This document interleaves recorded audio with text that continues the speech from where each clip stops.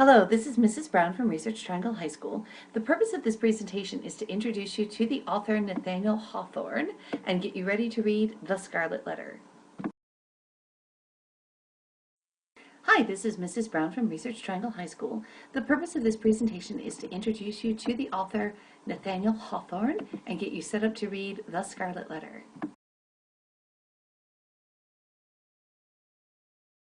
Now, Nathaniel Hawthorne was born right at the start of the 1800s and lived right into a pretty good chunk of it there, which saw him through the Civil War, so quite an important period in American history. He was born in Salem, Massachusetts, and he was part of that whole group of the Romantics and Transcendentalists that gathered around the old manse around Concord and Salem and Boston. Now, his great-great-great-great-grandfather, John Hawthorne, is someone that you actually know back from our study of the Crucible. He was one of the judges at the Salem witchcraft trials. And you may notice that the original Hawthorne did not have the W in the name, and we're not really exactly sure, but we pretty sure from some of the writings that Nathaniel Hawthorne added that W because he was ashamed of some of the actions of his great-great-great-great-grandfather at the witch trials, who was one of the only judges who never apologized for their role in those particular events. So he added that W to kind of separate and create a new part of family history.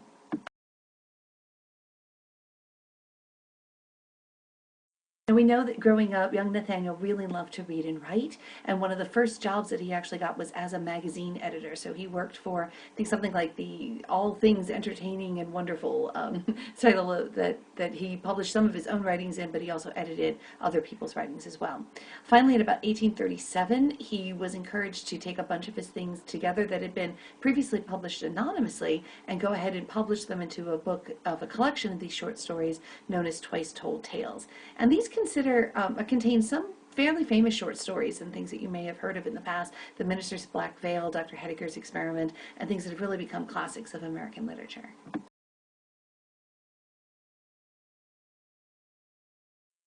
Some of his other famous works includes another collection, which was Tanglewood Tales, and then his other novel, House of the Seven Gables, which is an actual house that you can indeed go visit around Salem. And a gable is the little point on the roof, so you can't see them all in this picture, but there's 1, 2, 3, 4, 5 visible here, and then there's more around the back. And I've actually had a chance to go there and visit. It's really interesting.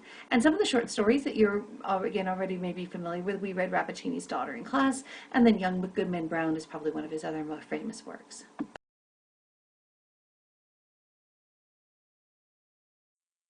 Now, The Scarlet Letter is still probably his most famous. It's one of these classic linchpins of American literature. And it was written in 1849 and is really considered to be perhaps the first writer to actually reflect an American style and to talk about issues that were uniquely American. So you'll see the tension in here between these Puritan values and the New World and all the different things that you could become, with these American sort of ideals of equality. So The Scarlet Letter is really fundamental in a lot of different ways in American literature and really reflected some of the roots of American culture and consciousness.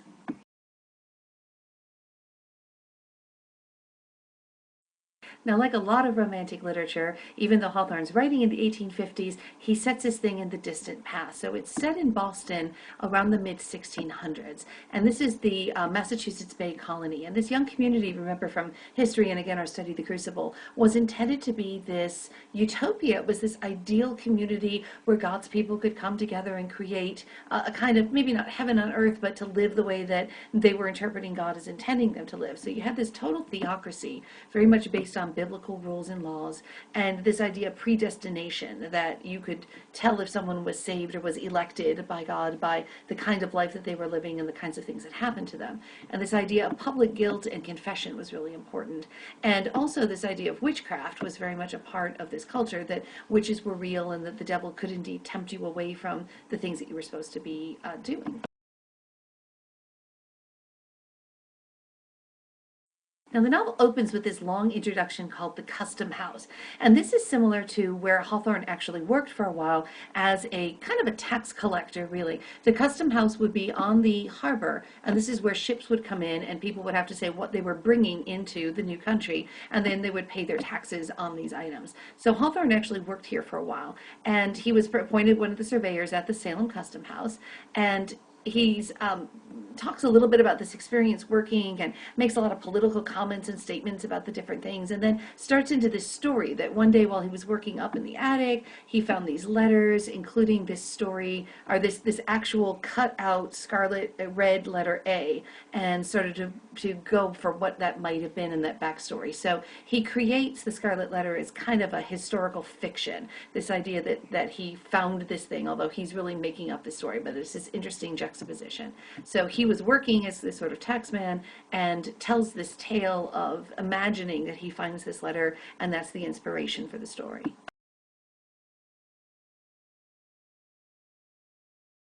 Which really brings us to the question, is this a true story?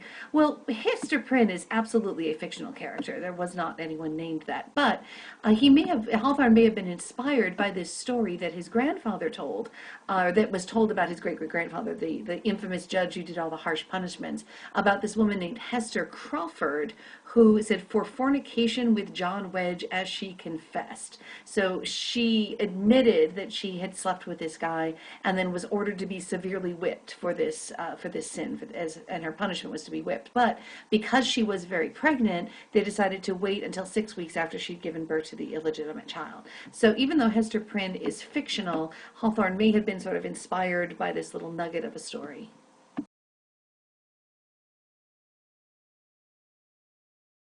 Now, chapter 1 is really famous in American literature, mainly because it's so short. It's like, what's going on? It's only 2 pages in most printings, and you don't meet like any characters.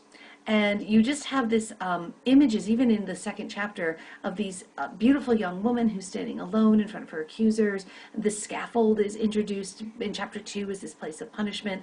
The weather at the beginning is all dark and gloomy. The Puritans are described as dark. Actually, the word they use is sad colors. They're all wearing sad colors.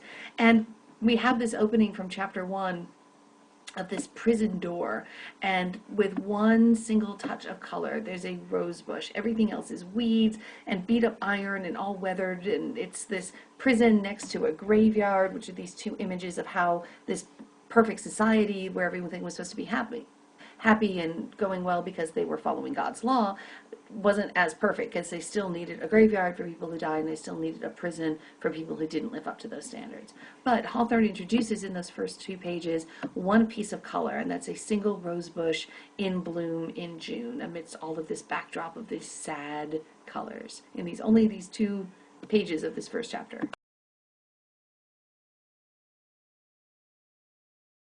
Now, by this point in the course, you should be fairly familiar with the elements of Romanticism, and you'll see them all over the story. We have a setting in the past, with the history or historical time periods. We have this focus on emotions and experiences rather than those pesky little facts. Lots and lots of figurative language, lots of focus on description, the poetic elements in the prose, this idea of the sensory, the interest in supernatural, gods, ghosts, witchcraft, your soul, and the state of your soul. And of course, this beautiful young woman in danger, crisis, or in danger of perhaps dying young. And of course, this concern about getting across the symbolism and feelings of events rather than worrying about accuracy or details. There's no objectivism here. This is very much a personal, experiential story.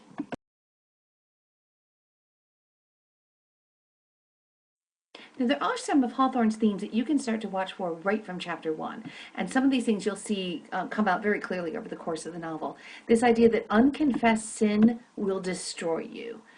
The effects of social pressure and suffering on an individual, what happens when society is putting all that pressure on you, hypocrisy, the difference between what we say and how we actually act and what we do, and then this tension between nature and civilization. And you'll see this back and forth as the story shifts between the forest and the village, or this idea of the wild, savage, unconstructed country versus this controlled villages where the people are trying to impose a government and impose structure.